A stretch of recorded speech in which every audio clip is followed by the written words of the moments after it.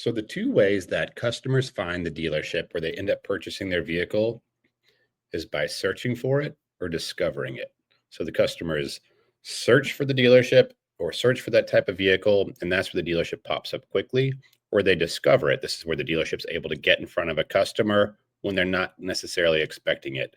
And what dealers are finding now is the most cost-effective long-term solution to be really searchable is through search engine optimization. Getting on maps, getting Google Business Profile, playing the game of search. And then the most cost-effective discovery path is through paid social media, getting in front of customers that are in market with a message that resonates with them. So I'm talking in this conversation with the owners of Reunion Marketing, Dave Sponicky and Chad Graves, about what they've done writing the book on SEO for dealers. I know you're going to enjoy this conversation. I'm Andrew Street. This is Word on the Street. Stay tuned. Well, Dave, Chad, Ashley, I'm Andrew. It's good to have our heads back together. Let's start out by talking about the road trip that you and I did, Dave. Like, we went on an educational tour up the East Coast, spanning between Philadelphia and Boston. And from my observation, I was doing the paid search conversation and how to tailor that with the discovery of SEO, like how customers are going to discover you through SEO versus how they're going to discover you through social. And in my observation, you guys have a really great ability to quickly audit and get a health for how a dealer's SEO is doing already, like how searchable they are online, and show them where their strengths are, show them where their holes are, show them some strategies that might help plug those holes. Can you talk a little bit about how you're able to pull that audit up and what it looks like typically? Sure. Yeah. I mean, well, one, I love that tour in general, right? We had a lot of fun. You know, we really did a great job of going out there and sharing, you know, things with dealers that they just don't know what they don't know, right? And so it's very similar to how you guys take that, you know, I always call it like a volume and variety approach. You know, they have multiple different business objectives. They have new cars and used cars, and then, you know, acquisition, and there's just all sorts of different needs, fixed ops, finance. I mean, just all sorts of different things that people are looking for. And so people don't know how well they're doing in terms of their visibility on Google unless they know. So, you know, what we end up doing is we've seriously analyzed about, a few billion different queries, you know, across all of our Search Console query reports and Google Ads query reports to see how are consumers looking for dealerships. They're typing in all sorts of different things into Google, and we've taken that information and looked at by volume. There's a lot of volume searches that people do on the regular when they're a little bit more broad in what they want. And then there's a few more high intent, ready to buy searches, people that are typing in, you know, a make model for sale or make model lease or make model price and those kind of things. And with that information, we have a nice little report that shows here's exactly how you rank on Google for these different searches. And when they see that, you know, one, in their primary geo and their background, there's typically a lot of things that they're not ranking for that well. And so being able to see that there's opportunity to build, you know, an experience in the website that's going to get them to be seen and for those searches in their background is great. But what we see even more often than that is that next city over that's in their AOR that they're not ranking for at all, that they may have, you know, one out of 100 different keywords that's in the top position or you know, very, very low visibility because their website doesn't have an experience on it that matches with the needs of that customer and that shopper. And once people see it, well, and I know, Andrew, your favorite part was that it was color coded. So they're like, oh, green's good, red's bad, right? And it's really easy to understand, okay, well, here's why we're not getting as much traffic as we can. And once you see that, it makes it a whole lot easier to understand what the reasoning is behind building a plan to get you to start ranking for it and create some transparency and accountability that oftentimes people just don't know what they're getting. You know, I know Chad's got a big rant on that he can speak into that. You know, people just don't get they don't get SEO often because they don't see it spelled out, you know, in those kind of black and white terms, and that's something that people really like, right? Yeah, that was my experience. Is like going into a handful of different dealer groups with you, and we were able to say, here's our companies, here's exactly what we specialize in. And it looks like you guys are doing X, Y, and Z. And what we're finding is with similar dealerships, with just a little bit of attention towards these areas, we've been able to improve their visibility, their searchability. And like, once you get going, once you guys launch the strategy, is it kind of baked into those search terms that are typically in the red? So, Yeah, go ahead, Chad. Well, I was going to say it can kind of be a little bit of both. I think one of the things that SEO companies have historically not done well is actually align with the dealership at the very beginning on what are their actual goals from an SEO standpoint, right? So the analysis is obviously going to help us when we see a bunch of red in a certain area. I mean, Dave mentioned new car, used car, fixed ops. Usually dealers are doing pretty well in one market when it comes to new. But even when you look at used in Raleigh or in Austin, if the dealerships are physically located there, they start to fall off a little bit. And same thing with fixed operations. And then when you look at compounding that across maybe another city that's in their AOR PMA, but they don't have content that ranks for that. And why is that? It's because it was never built for them, actually.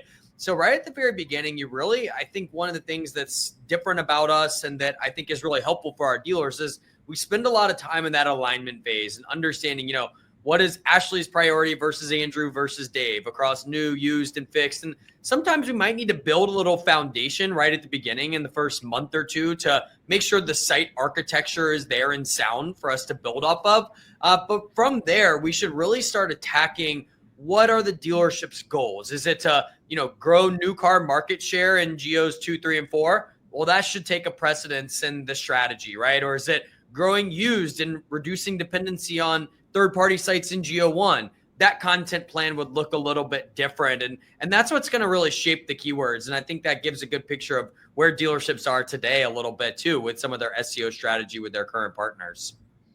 Totally. And if I feel like once you're having that level of conversation with the dealer, opposed to just kind of like looking back and saying, here's what happened last month. Here's like maybe organic traffic picked up a little bit. We're doing a great job. Yep. It's continually doing more of a strategic call where you can couple that with the other advertising that they're doing, whether it's, even like on-site events or TV or OTT or paid search or display advertising, to help keep that goal in everybody's mind of like, hey, here's our strategy right now. Sure, we want to get new customers, but here's where we want to get new customers right now. And here's where we're going to focus our budget. If our budget's unlimited, cool. We can go after everybody and start doing the content. But to start ranking in those specific geos, is it putting content on the dealer's website typically with call outs to that area? Yeah, exactly. It's Google tells us what to do, right? They've got their algorithm of, Dave, help me out here, EEAT, experience, expertise, authoritativeness, and trustworthy. Is that right? Did I Nailed it. I've had 2 cups of coffee this morning. I'm ready to go. But, they tell us what they want, right? It's just a matter of dealers still being opposed, I think, a little bit to the technology that's available to create content at scale, right? People are scared of it. And then I think also there's an idea that, 2 to 5 pages is acceptable. But with AI, with the technology that's available today, we have most of our dealers doing 10 to 15 plus pages of content every single month. And that's what allows us to work through Geo 1, Geo 2, Geo 3. In fact, some of our folks are even, up to 7 markets that we're targeting today. And again, to your point, it's a page just throwing it up there.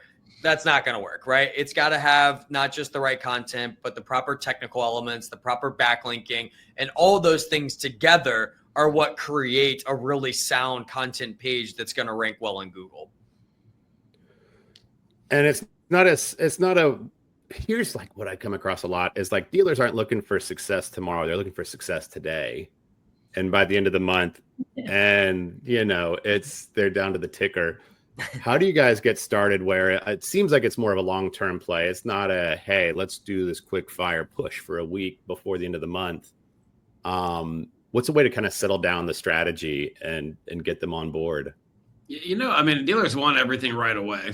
But I think for the most part, they know that SEO is going to take a little bit of time. But the nice thing is when you build that solid foundation and you do content at the volume that we like to do it, they typically see some results a little bit faster than what they will, if you're doing just 2 or 3 pages a day and getting a link from ABC Cars or whatever.com. There's a lot of things out there that people are doing that don't create results as well. I mean, we want to make sure that our pages are indexing. We're submitting the site maps, where we're building content at a scale that we just see Google go in and want to re-index it more often and understand what the sites do. And so typically, I mean, by the end of month 2, we start seeing some movement. And then, by the time 4 months is in, we're starting to see some real celebration. And I think with consistency, when you're building content at that kind of scale, that you're going to see some movement within the first 6 months easily, but usually before then. I think one of the things that makes it easier for us to kind of demonstrate, how this works and why this works so well is you look at some of the third-party websites. If you do Ford F-150 for sale in Austin, down by you guys, I think I used that as an example during our educational tour. I think maybe Austin or Dallas, I can't remember, because I think I went when I last visited you, I was Dallas first, then Austin, but we were using that one as an example. You see AutoTrader and Cars.com and Car Gurus and Edmunds and Carfax and all these different third-party websites that show up in the results. And then when you click on one of those, it's basically an SRP. There's not a ton of actual content. It's a lot of inventory. But if you scroll down to the bottom of the page, and you'll see that they have a page for the 2025, the 2024, the 2023, the 22, the 21, all the way back to like 2013. And then they have that same content that's relevant with a map or whatever for Dallas and Fort Worth and Arlington and Irving and all these different areas, so that they build content that really matches what the people are looking for. And because in today's environment, they just all search for things in different ways. They're all in different markets. They're all asking different questions. That's probably going to continue to get more variety, really, as more people lean into AI. I think what we expected from voice search is starting to happen now with AI, where people are searching for things that much more, that many different ways in which they're searching. When you demonstrate that this is how other sites are built and why they get the traffic, it makes it all click and make sense. And then, when you start building content, because you can, as Chad said, because the technology today allows you to build content that is helpful and relevant and, has the EEAT principles, you do it at a volume, you're going to see results a little bit faster. And that's what we end up, seeing and then setting in terms of our expectations. Cool. And it sounds like you mentioned pretty quickly in the first month or so, you can start to see some tangibility. And then after a few months, you start to see the celebrations. I like the way that sounds. What does a celebration start to look like when it's really humming? Is it Google Analytics is popping? Yeah, I think analytics is part of it. But one of the things that we really try to do is actually tie into our own platform of exactly what moved. So it's not just an arbitrary, right? Like, that's great. We're going to look at that in analytics. We're going to share that and we're going to be pumped about it. But we're also going to show exact specific keywords and what the movement is from those, because some of them, especially if even if they're doing well, oftentimes, to Dave's point, third parties are outranking dealers in their own market. So if you're a Ford dealer, you might be you're the first dealer listed, but you're still in spot 3, right? Or spot 4, which get 10% of the clicks, and position 1 in organic gets 40%. So even moving from spot 4 to 1 is something we want to call out. But and it's kind of crazy when you look at it, but there's some folks, especially on used and fixed and Geos 2 or whatever, that you can go from spot 20, where you're off page 1, up to position 1, or even spot 99, which means you literally were not found on Google, and now you're on one of the top 3 positions. And so those keyword movements can be really exciting to say, hey, look, you told us that, used was a big priority for us. So we've created this content and we've moved you from off of page 2 or 3 into page 1. And now we're gunning for those top 2 positions. And those are some of my favorite wins, when you can tie it all back together to what the dealer actually cares about when they're desking deals. I think, Chad, just to piggyback on that, another thing that dealers love looking at is a map. And so, one of the things that I know you guys do really well with maps also, right? I think that's one of the reasons it was so fun doing that tour that, I'll keep bringing up, because it really was fun to visualize with dealers. Here's your market. here's where you're doing well, here's where you're not doing well. And then when you start seeing within your AOR that this is an area that we're responsible for selling cars, but we aren't on the first 10 pages of Google for all these different make model terms or all these different, regional terms. And you start showing that, and then, fast forward a few months, and then you start seeing that you are showing up in those areas, and you can start visualizing a map and seeing that you're starting to win market share, in that battleground area where before, you had competitors in there that were outranking you, had the third-party sites outranking you, and then when you can see it, right in your backyard or within an area that you're responsible to sell cars in. I know you guys experience that a lot too when you build out plans on the social media side, right? That's where a lot of success happens and a lot of excitement happens, because it feels more strategic because it is more strategic. And when you have conversations that aren't just about, here's where we were and here's where we are, which are fun, but when you can really start thinking about it in a more strategic way like that, and there's a different chemistry that comes into this kind of conversations that makes it fun, as well as being fruitful. Totally. And instead of like us blanketing the whole entire market and trying to just have a generic strategy, or even worse, like using tactics that'll start pulling in traffic for that 2020 F-150 from somebody that's in, 2,000 miles away. Okay, it's cool, but now that person's just getting info off of our website that's not going to turn into a meaningful customer at all, probably. And then, when you pull up a map, you can say like, hey, here's, with the allotted budget we have, here's what I want to go after. Like from our end, it's going to be like, here's the people who own these vehicles, this credit score, this age of vehicle. Does that sound like a smart audience? Okay, we're going to go with a pretty aggressive frequency to get in front of them a lot. And coupling that with like the zip codes, now it's like, okay, let's start to couple the search engine optimization to where we're arriving quickly and not just. So do you think like as you're doing better and better with search engine rankings, like the organic side, can you pull back on the spend on Google spend? Yeah, I think it's certainly an opportunity to. I think it, again, depends on the dealer's goals and how far you want to press, and whether it's let's say maybe it's not necessarily a pulling back on the budget, though I do think, and Dave can probably speak at length about, how Google is probably being a little shadier than we would like on where the spend is going. So there probably is opportunities for most dealers, just calling it what it is, to reduce their spend or be more strategic. But when you are matching it with SEO, if you're owning the top organic spot that gets a ton of clicks and your Google business profile is firing, there's a good chance you're going to get that customer, right? So maybe you can dial back the spend, or at least bet a little bit less, make your competitors go a little bit harder. And then maybe it's moving to that GO2 where, we're not building content yet, or maybe GO2 is too close, but 3 or 4 where it's in your PMA, you're losing deals there today. Somebody sold 10 F-150s into that market. Well, cool. Let's go be more aggressive there. So I do think it's maybe not just a reduction of budget, but at least fine tuning it to you're at a point where you're getting the maximum amount of coverage as possible. And I think that's one of the things that we're super excited about this year is like the opportunity to show dealers like, hey, you've been overspending and just throwing money at Google for so long.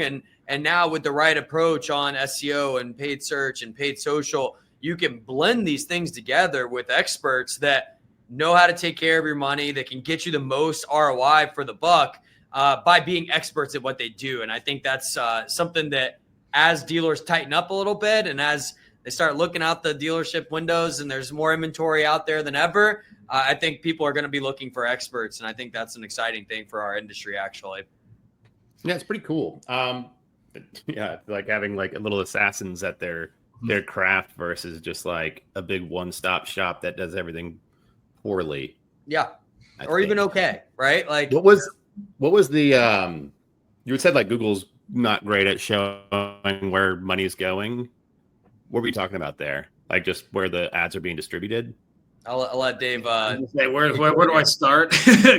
Google's made a lot of changes in these past several years, and they do it for the folks that just want things to be easy. There's a lot of automation now. Trust the algorithm. You look at performance max ads. That's basically what, if you're into if you're into Google ads and in that world, it's just broad match. You just, hey, Google, go spend my money where you think it's appropriate. Give me some conversions, right? Trust where that's going to go. They'll put it across all their digital assets. They'll put it in the maps and then search and display and YouTube and, and all over their assets. But you don't really know where your money is going. You don't know where you're getting the biggest return. We know that we like to be in there to some extent, not nearly as high as what other people do, because there's a lot of wasted spend there because of the maps. But Google also, even in the search world, they would prefer they just go and do max conversions as a bid type, where it's like, we'll bid whatever we need to bid to get you a conversion. And then they're going to come up with close variants for, if I'm looking for a Honda dealership, I might be, say we're in Dallas again in that market, because that's a familiar one. They might say Honda dealership Fort Worth, Honda dealership Arlington, Honda dealership Dallas, Honda dealership Irving, all the different areas around it. And then because your ad doesn't necessarily match what those areas are, or your landing page doesn't match, you're not as relevant. You end up with, the easiest way to say this is a lower quality score, and the lower your quality score, the more you got to bid. And so one of the things that really helps is when you can start getting more granular, and kind of air traffic controlling is how we describe it, where we put a bunch of negative keywords in place so that every one of our ads really matches where we're going right to that landing page. The amount of savings, we see about 35% savings just off the top from doing that, because it's not necessarily about trusting the algorithm. We want to put some bid ceilings in. We've seen, and I'm not kidding, upwards of $150 for one single click in Google ads. And that's happening is because this person is a very, very likely conversion. But, well, why are they likely? Is it because they've already converted, 4 or 5 other times? There's a lot of different things that go into that, making that person a likely conversion. And that if you look at some of the attribution reports, you see, 7 or 8 or 9 times someone's going through Google ads, a CPC click. How much of that person costs? Is it like $800 or something for that one person? And you start really thinking about it from an ROI perspective. And we're not just going after the numbers, but we're going after the actual consumer path and how we're getting more and more people. And when you can start saving money in those ways, it's amazing how many more people you can get, how many more sales you can actually ultimately get, because you get more real cracks at the bat. And the savings allows you to, as Chad mentioned, let's start expanding into these other markets and moving to these areas where we're not selling cars, but the competition is, and the pump out reports are showing that we're getting our butts kicked. Let's go take the savings and either take it and keep those savings and lower our overall marketing cost per car sold, or let's start expanding into these other areas and start, increasing our market share and getting to be those assassins you talked about, Andrew, right? Where we're getting that much more strategic and getting that much more for the spend. Yeah. And so $150 a click, you had mentioned a second ago, was that with a dealer? Oh yeah. Yeah. Very, very often you see in these it's the close variants that are happening. And we love looking at those reports and showing people how that's happening, because what Google does is they say this person is, you used to just say, okay, Honda dealership Dallas, and your phrase match, and you're only getting Honda dealership Dallas type searches. But now you'll get a close variant where it's going to be something different. And so because of that, you're going to have lower quality score. You're going to be less relevant. And so Google's going to guess, especially under a max conversion bid strategy where there's no bid ceiling, where we just won't do that. We like, it's an auction. Why on earth would we not want to say this is the most I'm willing to spend? It's, like if you go to any other auction, it's like, okay, I will only spend this much, but into the current environment, they'll spend whatever it takes to get those conversions, right? And so the one of the things that Google is really good at doing right now is winning the game of averages. And if you're a math guy, and I love digging into math, and the standard deviation on some of these, if you want to go down that rabbit hole, is extensive, because the averages are going to look pretty good. But if you can eliminate those high-end outliers, and there's a lot of them that are 10, 15, 20, 50 times what that average CPC is to get that conversion. And you say, you know what, I'm going to go and get 80% of these kind of folks. But there's a point of diminishing return when we start going after these extra conversions that I think a lot of them are repeat conversions. We don't have the transparency to know for sure, but you can make some assumptions as you start digging into the data and seeing what you're doing. You can dramatically decrease your overall spend and save money. But Google is There's a lot of guesswork that goes into how they go about bidding for things, and it's really neat, and it's not being talked about at all right now, and it's something that we like being loud about because we're not one of those companies that just says, hey, we trust the algorithm, because while Google is a great place to spend money, and then we certainly recommend spending a good amount of money there because they've been stimulated, their interest, they're in the market, they're ready to buy, and you want to get them. There is a point of diminishing return if you start spending that much. And Chad, we've seen 20, 30, 50, 100, $150 clicks. It's crazy. And it's happening. I've got a buddy who runs a marketing firm that works with attorneys. And he works with some lawyers like in Houston that do tort cases or like class action lawsuits. And it's like $800,000 for a click for like asbestos claims, Houston. Things like that. That is like so valuable for the lawyer to get him. He'll spend $1,000 to get somebody to come by. I think, and I could be wrong, but at least at one point, like personal injury lawyer insert city was like the most expensive click on Google for a little while. I also have some friends that do some marketing for legal teams, and like their budgets and like what they have to spend on is crazy. So, it's not just dealers, but you can kind of pick that same conversation up and take it anywhere, which is interesting, I think. And it just kind of shows how we're all working in the same Google framework. And it takes people to actually like slow down enough to be like, this does not look right. I'm not a math person, but even I can look at some of these averages and be like, yeah, something's up here. Like this doesn't make sense for one customer, one opportunity. Like, come on, there's got to be a more effective way to do this. Yeah. And okay, so you guys wrote the book on SEO for car dealers, is what I've in my observation. Appreciate that. Yeah. Do you guys click on Google ads yourself, like on search ads, when you're going to go visit one of your customers' lots or dealerships? Not our customers. We don't. Yeah, only competitors. Typically when I'm in certain markets, I want to run up their tabs a little bit. No, try not to. I try to give the. I want to see where it goes. Sometimes I try it out and like, okay, let's make sure this stuff's working before I just go to the organic results. People click on ads now. I mean, still 70% are doing organic. So I mean, most of the conversations seem to always still go around the paid side, and we forget that 70% of all the clicks are still organic, but 30% is a lot. I remember it was 2 to 4, but people are clicking on it. That's worth the conversation. But so only 30% of people doing Google searches are clicking on the search results on the ads. Well, of the clicks, I guess. Yeah. So I mean, but most of the time, and that's a whole different topic, because the number of clicks has gone down significantly, but the number of searches has gone up. And so like the clicks that are not getting clicked on are people that are just asking questions like, how tall is Michael Jordan? What team did he play on? Those kind of things. But people are clicking when they're saying, I want to buy a car right now. Show me things to go look at and shop. People, it drives me nuts, all these folks that are saying that SEO is dead when it's just not even close. I mean, year over year, Google actually has a higher volume of searches that are happening because people are using it even more. They're just using it a little differently. And those that are using ChatGPT and some of those AI things, I saw recently that of the ChatGPT users, 99% of them still use Google. So there's a lot of commentary out there about how, SEO is dead, it's over. And when people want to shop, they want to find the easiest way to shop. So where's the experience that gives them the easiest way to shop? That's why we care about our dealership websites and making it easy and highly converting and making the shopping experience good.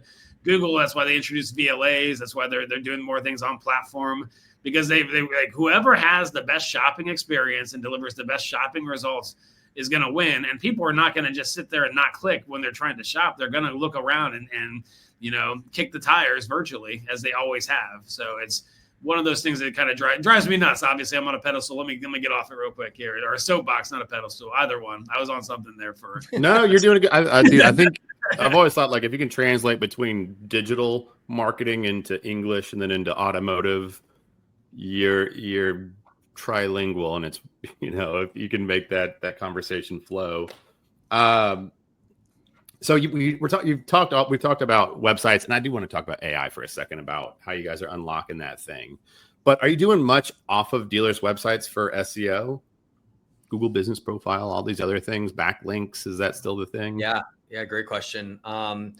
I'll start with Google Business Profile and local SEO in general. I think it's ultra important. We call it pillar 2, if you will, of SEO and a sound strategy. If you're just doing content and ignoring GBP, you're going to miss out on a ton of local searches. And if you're just doing local and you're not doing content, kind of the same thing. So we do feel that they go hand in hand. I mean, today, I think we're tracking 95 attributes, if I'm not mistaken, somewhere in that, above 90 attributes that make a dealership's Google Business Profile strategy sound.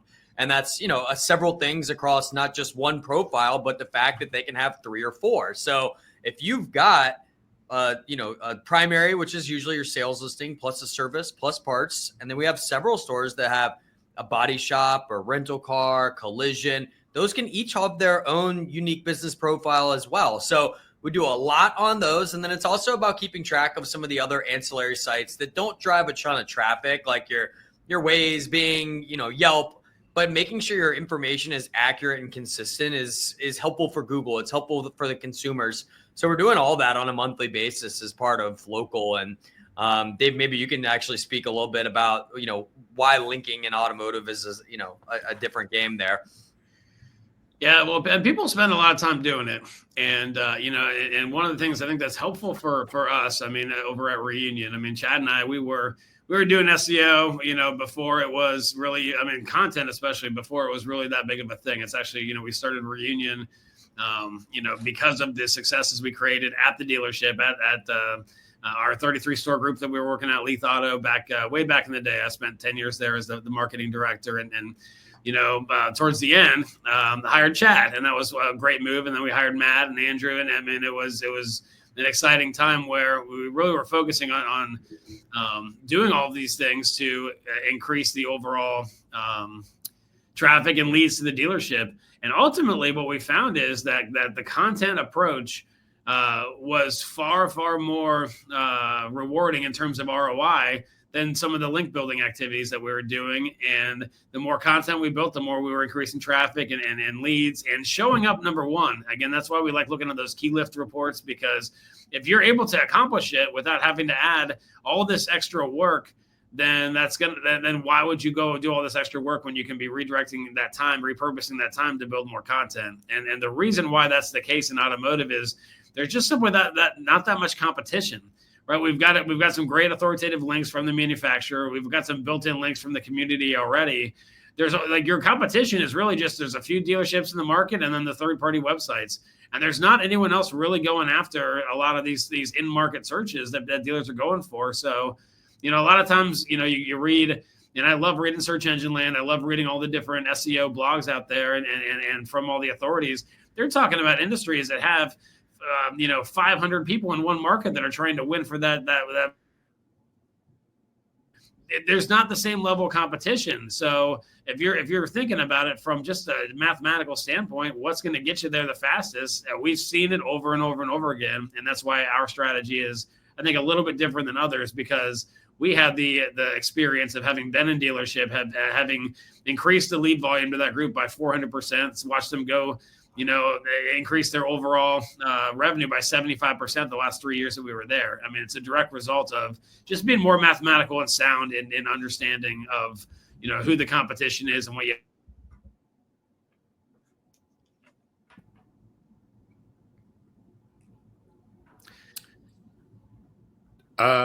Get you on that one? No. I thought I was frozen, but then I was like, wait, hold on, I'm still blinking. Freeze. No, dude, this is interesting. And I'm impressed also with your understanding of the Dallas Metroplex cities. And I'm a big Rangers fan too. I'm Ohio State, but I took my dad and my son to the World Series last year because I've been a Rangers fan since 6 years old. So I know that area pretty well. Okay, AI. So are you guys using it as a content generator for your dealers right now? Yeah, I think if you're not using it at some degree, it'd be silly at this point. You're just not using the tools that are largely available. Google came out last year and said, hey, we're okay with AI content as long as it represents that acronym we spoke about earlier and it's good content, right? With that said, it's still, for us, no piece of content is going to go live on a dealership site without being reviewed, edited, and looked at by a human, because we need it to be unique. We need to make sure that it works. But we should be using it for prompt engineering. You should be understanding it and using it for its capabilities to create unique content at scale. It's obviously much faster and moving much faster, I think, than anybody would have imagined even possible.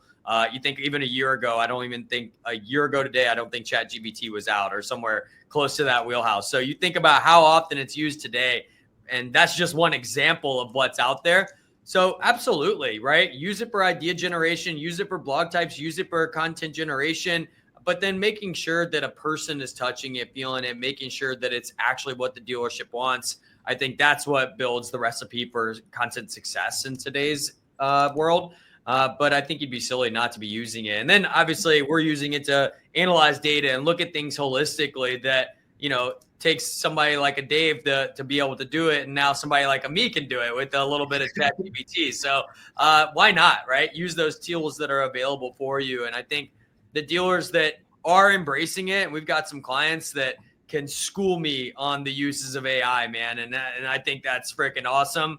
And if I was one of their competitors, I'd be super nervous because they're going to keep throwing bodies at it, an environment that people are losing money. I think how dealerships embrace AI and how they utilize it in their systems processes from marketing and BDC and so everything.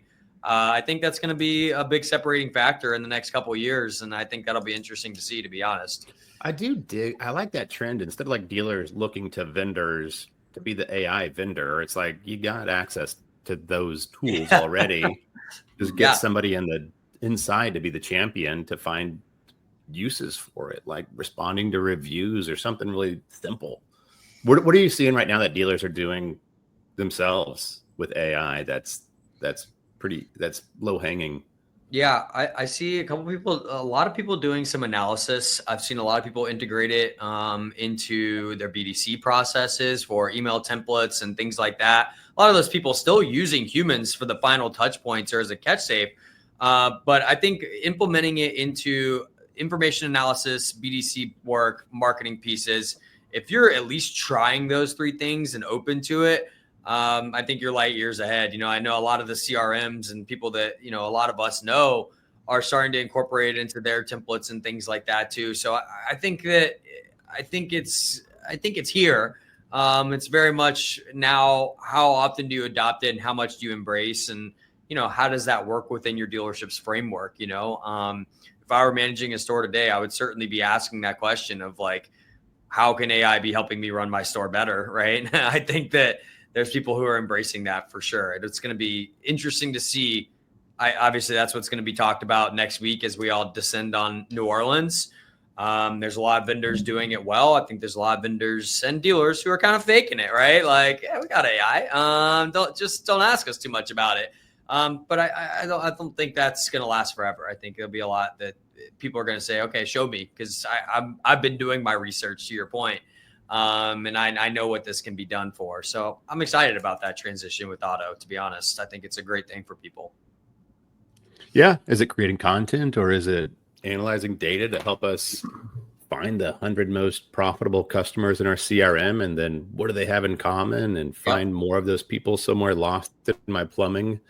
Have you guys found anything with SEO that helps sell EVs? Do you guys have strategies that wrap around EV? Yeah. That's actually the area where dealers have the least visibility, because it actually just comes down to the fact they have no content around it. It's not just baked into the website that they buy, and to rank for anything, you need to have relevant content around it, that helpful, EEAT content. And if you build it, they will come. That's what Nicole Hayes and our team says all the time. If you build it, they will come. And so dealers, ultimately, they just need to start building more content around the different search terms that people are searching for as it relates to EVs and hybrids. If you don't have it, then you're not going to rank. That's SEO in a nutshell, really. Like, I'm finding people don't understand the tax credit. Yeah. It's assuming they still have it. It's like so many teach education people about it. opportunities. Yeah, so many educational opportunities. A couple of years ago, it's been a little bit, but our friends over at the Carter Myers Group in Virginia here really challenged us to come up with a EV specific strategy that we could roll out across the group. And so we spent some time and built like I would call it an entire campaign with incorporated, what cars are best for these people and how to charge and, what tax credits, like kind of I'll call it an EV 101, and escalating. And some of those results were honestly great, right? That we had, like, they were ranking for EV related search terms across the entire state of Virginia. And that's pretty sweet. And they continue to champion that today. And so I think that, again, like that's where dealership alignment matched with marketing can be really cool. And I think that's another exciting thing that should be coming from vendors in this year. That's cool, man. I like if we can move more Mach-E's and things with some clients. It's like, okay, let's have our ads not necessarily hone in on the vehicle. Let's talk about the tax credit. Yeah, okay, that's getting results. Now they're coming in a little bit more informed. Totally. Okay, so sort of winding this down a little bit, like as you guys have been really drilled in on this SEO with dealers, whether you're inside the store or just on the same side of the desk with dealers, helping them figure out their strategies, has there been like a specific moment you can think of where it was like, aha, we've got this, eureka, like this thing is working right here? Like, has there been a big moment that's been a breakthrough for you guys? There's probably several. I think the most recent, man, I mean, we'll take it all the way back to the beginning with our color coding. But I do think, the first NADA, we presented our color coding system. It was in Excel spreadsheets. It was not pretty, y'all. It was not. But for the first time, I saw dealers be like, oh, I understand where I'm at today. And then when we started marrying that to a content plan, it was like, oh, now I know what you're doing and why you're doing it. I can't tell you those two things about my current SEO agency. And obviously that's resulted in some great growth for us, which has been really exciting for us as a company. But I do think like that initial, and again, it was, us being like, I think this is going to work, right? Like, I think we can show this, and come from a spreadsheet to now in a full platform with visualizations and mapping technology and soon to be sales and inventory data. Like there's a lot that we've been able to build within it. But I think that first time Dave and I showed a big dealer group and we were on the phone together and they were like, no, I get this now. I know why you're doing this. And I was like, holy shit, we've cracked the code. Like we've done something here. And it was a cool moment for all of us. And I think we just continue to build upon that today. Dave, that's the one that comes to my mind first. That's exactly what I was going to say. I just wanted to hear you say it. You always tell the story. Yeah. No, it seems eye-opening. If you've heard endless pitches from partners and vendors, to have somebody come across your desk that shows you something eye-opening that you don't already know about yourself and how to wrap a strategy around it, it's amazing. And it doesn't require you to continually put input from the dealer's side. It's like, okay, they already see the holes and they already have a plan to patch it. Yep. I think it's fun to be able to have tangible conversations with dealers around, what's going to actually help them move the needle for things they care about. Right. And when you can match that color coded keyword report to, hey, you told me that your core use is the most important thing for you. And dude, you're not on page one. Like, no wonder your paid search budget's crazy and you're spending $8,000 a month on Auto Trader, and like, let us help you with this. And I think, when you can see the success and that they're peeling other pieces back, like that's ultimately the funnest part for me, and being able to do that. It's cool. It's a fun industry, man. And it's always changing. Platforms are changing. The customers are changing. Dave, Chad, it's been a gift to have you guys hanging out. What's the best way for people to follow you or get connected? Yeah, I think Dave and I are always out and about. I mean, please feel free. Our website is an easy place, but our emails are just as simple as can be. Chad and Dave, 2 4-letter names at reunionmarketing.com. And we're always on, man. And we love talking about this stuff. So we're happy to have some of these educational conversations, run some analysis, and always open to any conversation we can have with folks across the industry. I love it. And I think stay tuned. Maybe Dave and I or Chad and I or somebody will hit the road again doing just an educational tour, hoping Part to two. open dealers' eyes. Everyone was let's do it. jealous after the last one. We can do it again. I love it. Very Love awesome, it, guys. Thanks so much for having us, Andrew and Ashley. It was great. Thank you. Adios.